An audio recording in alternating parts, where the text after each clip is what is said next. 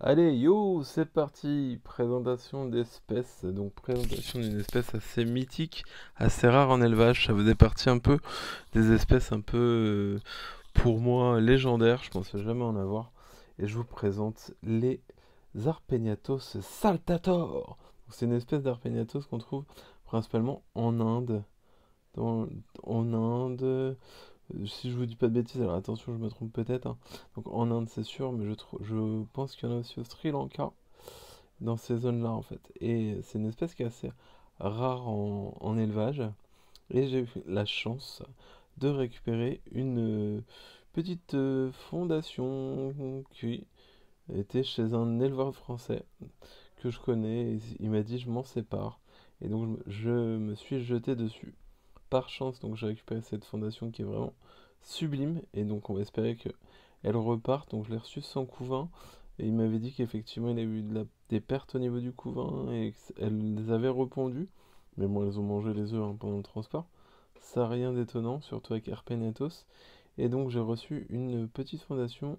Logiquement, il y avait 8 ouvrières, je les ai reçues il y a 3 jours, 4 jours maintenant. Donc j'ai attendu avant de faire la vidéo.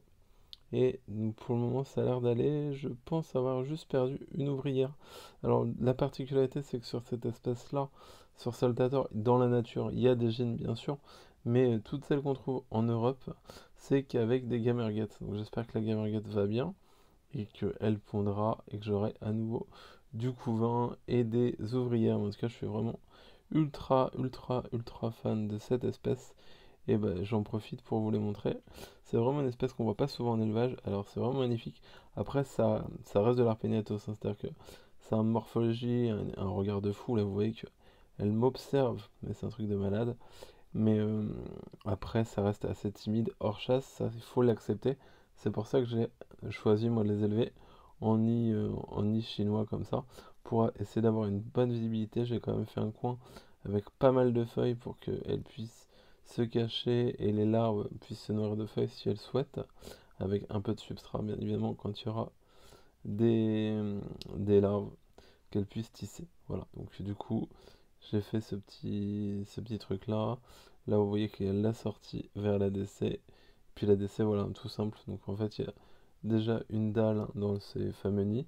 Je vais ouvrir pour voir. Voilà, espérons qu'il n'y ait pas de fourmis dessus. Voilà. Et ah, voilà, j'en ai perdu une, c'est ce que je vous disais.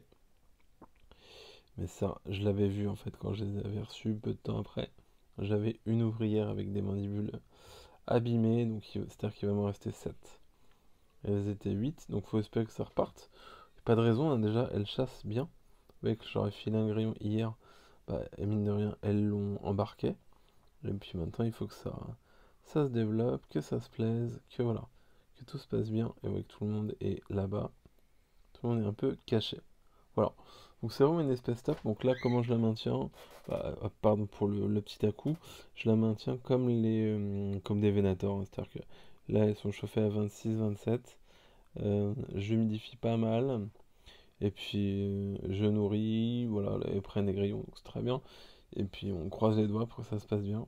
Et puis qu'elle se développe. Voilà, en tout cas c'est vraiment une espèce mythique.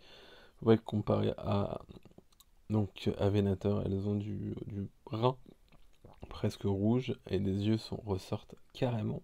C'est un truc de fou. Voilà. Mais je voulais en profiter pour vous les montrer. Et voilà, que vous puissiez kiffer avec moi un peu. C'est une espèce qu'on voit pas tant que ça en élevage. Donc c'est vraiment fun de pouvoir en profiter. Je vous remercie de m'avoir regardé, j'espère que la vidéo vous aura plu. Et je vous fais des gros bisous. Salut!